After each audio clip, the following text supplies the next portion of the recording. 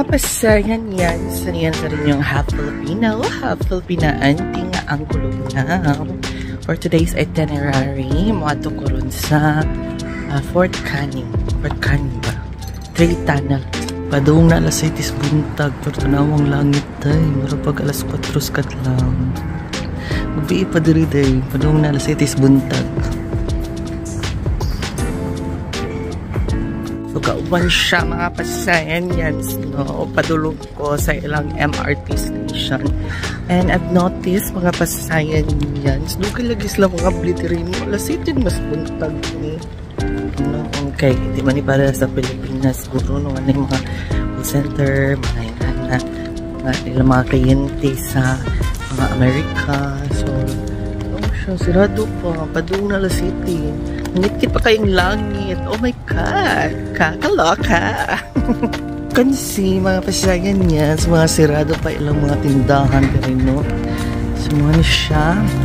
Amazing din sa Singapore, mga pasayan niyan. Kay mga limpyado, mga tao din, tapos mga disiplinado.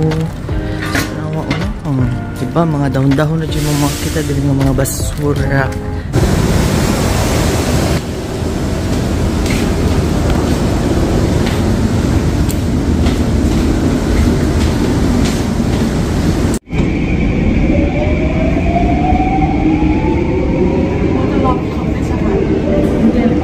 So nana ko diri ron no mga pasayan yan sa Fort Canning Trail Tunnel. Usa ni siya sa mga Instagrammable nga mga locations diri sa Singapore. And kung plano ninyo nga bisitahon ning nga location, dapat sa YouTube mo anhi mga pasayan yan kay grabe kataas ang linya. Good thing sa ko ni mata no, and pag abot na ko diri di pa kayo yung ana kataas ang linya.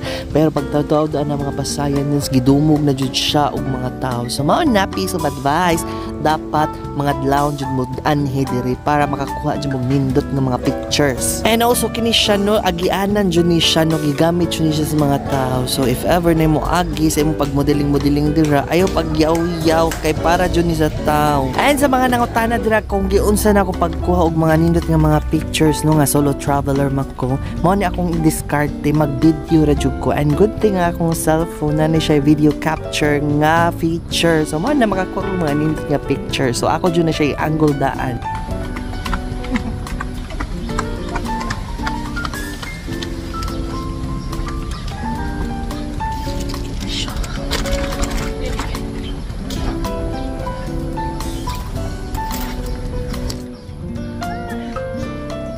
Ay, kapay tayo solo traveler na mga pasayan na so nataw ka. Oh, so pasig ito kayo. Sa pag-model. Fort Canning Park offers a blend of history, nature, and recreational activities for all ages. And it has one of the most diverse spice garden. So pwede kayo ka mag-jogging, mag-yoga, picnic with your loved ones, mag-relax or mag-unwind, or maski magpatay oras ra ka din no, pwede rin kaayo. Fort Canning Park is one of Singapore's historical landmarks. The park was originally known as Bukit Larangan or Forbidden Hill. Today, it is full of attractions, from ancient artifacts for history buffs, outdoor lawns for concerts, and greenery for nature lovers. Human ako magluling hayo mga pasayan yan. Makig-date usak ko ni Papa Jesus no, musimba usak ko. O musimba di ako sa Cathedral of the Good Shepherd. And since ay paman mo ato usak og chimes, since atbang naman ni sila. Abidyo na ko ang basa ni Chigmes. Chimes di ay mga pasayan yan. And by the way, abbreviation din ni siya sa Convent of the Holy Infant Jesus Middle Education School. Karon mga pasayan yan, mura na siya mall, na mga restaurants, na mga bar, and then like siya pa kayo lang CR kay na aircon, pwede kayo ka magtambay dito, magpabugnaw. And now magsugod na ang misa diri sa Cathedral of the Good Shepherd mga pasayan yan. Musimba juta dapat isip pagkitag pasalamat sa Ginoo nga akong gitaganag oportunidad nga bisitaon ang maanindot nga lugar sa Singapore. So thank you very much, Lord.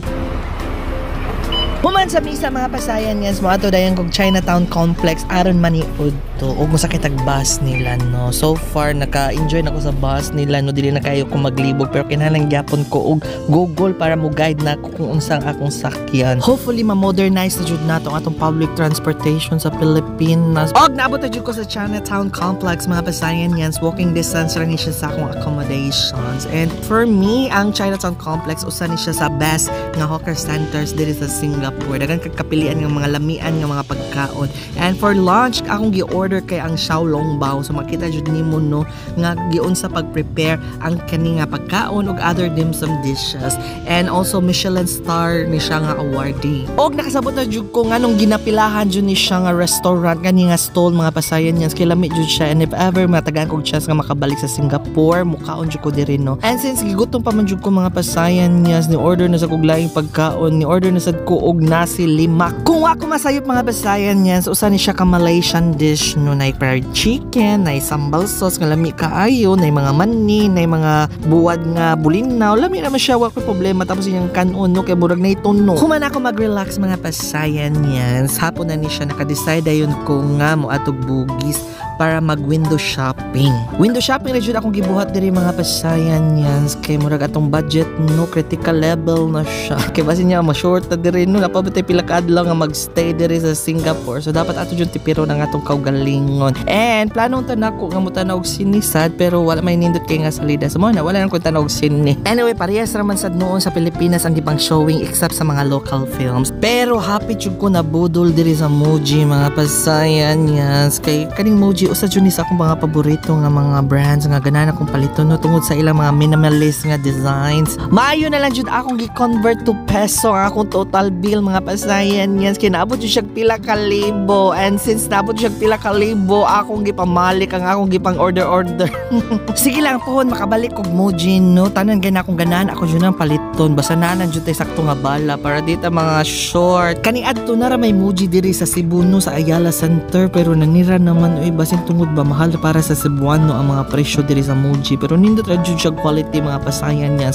Kinuo ganan kay kung palit ani pagkuskus akong upaw pero mahal jud siya oy. Anyway, nigawas na lang ko mga pasayan niya, og niani ko sa Bugis Street kay nadiri ang mga affordable nga mga souvenir. So kung na budget ka ari mo sa Bugis Street na mga keychains, na mga chicheria, so kaya ra jud kay diri sa budget. O kung maabtan ka sa kagutom sa imong paglaro-laro, nasa tay mga street food diri nga kaya ra sa budget no. And aside sa mga souvenirs, mga chicheria, nasa tay mga sinina nga ginabaligya diri. And sa luyo sa Bugis Street na ay mga modeling nga mga murals. Oh, wa jud ako na control akong baba mga pasayan niya. Ni order na lang ko aning Taiwanese nga sausage kay murag lami may ubog sausage oy. Human ako magubos ng yaman sa Bugis, nilaos na lang ko sa Lawpasat para manihap. Anyway, maorto siya ang pangitabo sa akong third day diri sa Singapore. Mga pasayan niya, always remember that learning to love yourself is the greatest love of all.